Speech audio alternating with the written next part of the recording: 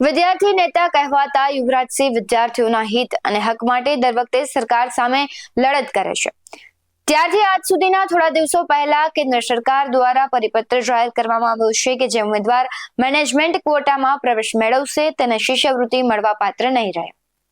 Post metric શિષ્યવૃત્તિ યોજનામાં management કોટામાંથી શિષ્યવૃત્તિ બંધના આ મનસ્વી ફરમાનને કારણે આદિજાતિ સમાજના 50,000 કરતા પણ વધુ બાળકો શિષ્યવૃત્તિથી વંચિત રહી શકે છે।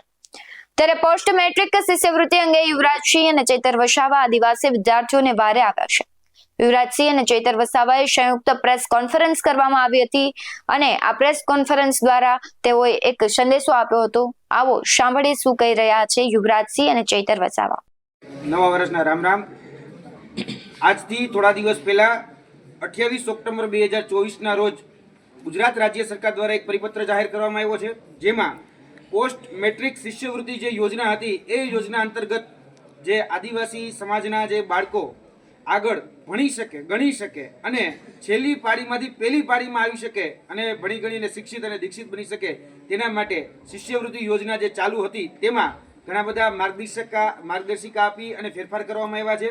જોવા જઈએ તો જે અલગ અલગ કોટા હોય છે, management quota, state quota, vacant quota, આમાં જે બદલાવ થયો છે, જે વેકેન્ટ કોટા છે એમાં ક્યાંક ને ક્યાંક મેનેજમેન્ટ કોટામાં એને ટ્રાન્સફર કરવામાં આવ્યા અને જે મેનેજમેન્ટ કોટામાં જે શિષ્યવૃત્તિ મળતી હતી એ મેનેજમેન્ટ કોટાની શિષ્યવૃત્તિને બંધ કરી દેવામાં આવી છે।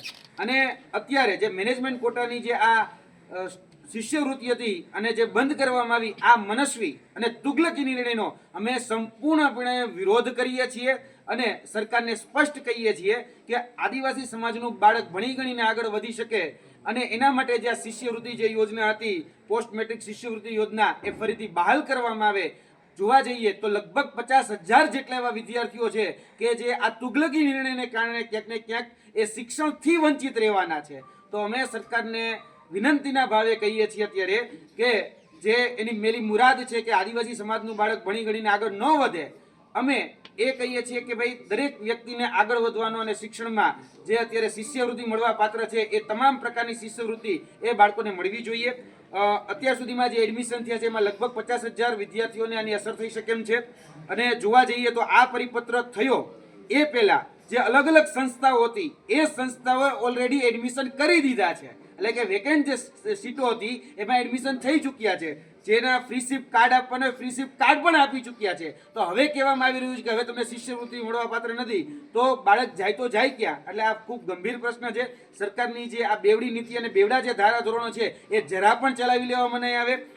જોવા જઈએ તો આજથી થોડા સમય પહેલા કેન્દ્ર સરકારે જે કહી શકે કે જે ભૂતિયા જે વિદ્યાર્થીઓ ભૂતિયા એડમિશન થતા હતા ત્યારે એક પરિપત્ર જાહેર કર્યો હતો કેન્દ્ર સરકારે કે જે યુનિવર્સિટી પાસે નેક અને NBA એક્રેડિટેશન હશે એ જ યુનિવર્સિટીને શિષ્યવૃત્તિ મળવા પાત્ર રહેશે, પરંતુ ગુજરાત રાજ્ય સરકારે મળવા પાત્ર રહેશે, પરંતુ એમાં જે ગુજરાત રાજ્ય સરકારે ફરીથી પરિપત્ર એમાં નવો જાહેર કરવો પડ્યો અને એમાંથી જે નીતિ હતી એ નીતિને બદલવી પડી હતી। એટલે આ બેવડા ધોરણો જે છે કે બેવડી જે નીતિ છે, જે દોગલી નીતિ છે એ અમે બિલકુલ ચલાવી લેલી। શિષ્યવૃત્તિ જેની પાસે નેક અને કહી શકાય કે NBA ન હોય એ લોકોને મળવા પાત્ર નહોતી રહેતી, પરંતુ ગુજરાત રાજ્ય સરકારે એવો પરિપત્ર કર્યો કે ભાઈ નેક કે NBA ની જરૂર નથી, જે પણ પ્રાઇવેટ સંસ્થાઓ છે એ બધા જ લોકોને શિષ્યવૃત્તિ મળવા પાત્ર રહેશે। એટલે આ ડબલ જે ધારાધોરણ છે, ડબલ જે સ્ટાન્ડર્ડ છે ને એ સ્ટાન્ડર્ડનો અમને વિરોધ છે। ખાસ કરીને આ ઓરમાયું ભર્યું વર્તન શા માટે ફક્ત આદિજાતિના જે બાળકો છે એમની સાથે જ કરવામાં આવે છે? એટલે આ જે નીતિ છે એ નીતિનો અમે વિરોધ કરીએ છીએ। પોસ્ટ મેટ્રિક શિષ્યવૃત્તિ એ ફરીથી બહાલ કરવામાં આવે અને સરકાર જે આદિજાતિના જે મેનેજમેન્ટ કોટાની જે સીટો છે એ મેનેજમેન્ટ કોટાની સીટોમાં જે પણ અત્યાર સુધી જે શિષ્યવૃત્તિ જે પ્રકારે મળતી હતી એ ફરીથી બહાલ કરે। પોસ્ટ મેટ્રિક શિષ્યવૃત્તિ યોજના અમલમાં હતી, એ યોજના અંતર્ગત આદિવાસી વિસ્તારોના વિદ્યાર્થીઓ ઘણી ઉચ્ચ શિક્ષાના અભ્યાસ માટે એમણે એડમિશનો લીધા, બાદમાં સરકારશ્રીએ કીધું એટલે ફ્રીશિપ કાર્ડ પણ એમને મેળવ્યા અને જ્યારે આજે એના એડમિશનની પ્રક્રિયા પૂર્ણ થઈ ગઈ છે, આજે અભ્યાસનું અડધું વર્ષ થઈ ગયું, ત્યારે હાલના તબક્કે ગુજરાતની ભાજપની સરકારે એક પરિપત્ર બહાર પાડીને આ પોસ્ટ મેટ્રિક શિષ્યવૃત્તિની યોજના બંધ કરી દીધી છે, જેની અસર હાલના તબક્કે 50,000 જેટલા ઉચ્ચ અભ્યાસના વિદ્યાર્થીઓને અસર પડી છે।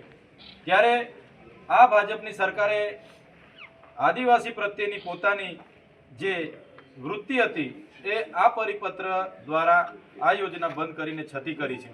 ત્યારે અમે આ સરકારને કહેવા માંગીએ છીએ કે આદિજાતિ બાળકો માટે મેનેજમેન્ટ કોટામાં જે મળતી શિષ્યવૃત્તિ છે એને પુનઃ બહાલ કરવામાં આવે, નહીં તો આવનારા દિવસોમાં બાળકો અને એમના વાલીઓને સાથે રાખીને અમારે ખૂબ મોટું આંદોલન કરવું પડશે. અને સાથે સાથે જે મેનેજમેન્ટ કોટા હોય છે એ મેનેજમેન્ટ કોટા માટે પણ આપણે કીધું કે એમાં પણ જે લોકો સમાવેશ થાય છે એમને પણ આમાં જે શિષ્યવૃત્તિ મળવાપાત્ર છે એ પણ બંધ કરવાનો આ ઠરાવથી ઠરાવેલ છે.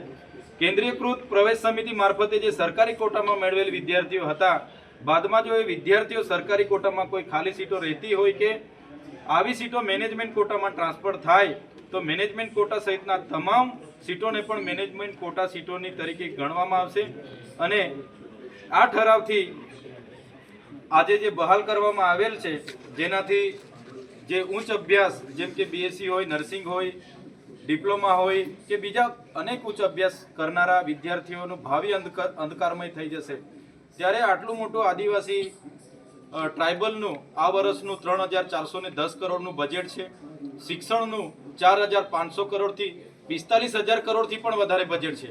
તો સરકાર આ બજેટ માત્ર પોતાના તાઇફાઓ કરવામાં વાપરે છે. એટલા માટે અમે કહીએ છીએ આજે આદિવાસી સમાજ સાથે જે ભાજપા સરકાર ઓરમાયું વર્તન કરે છે તો આવનારા દિવસોમાં તમામ લોકોને અમે સાથે રહીને વિદ્યાર્થી યુવા નેતા અમારા સાથી મિત્ર યુવરાજસિંહ જાડેજા સાથે જો અમારે ગાંધીનગર ખાતે પણ મોટું આંદોલન કરવાનું થશે તો અમે વિદ્યાર્થીઓ માટે લડવાના છે.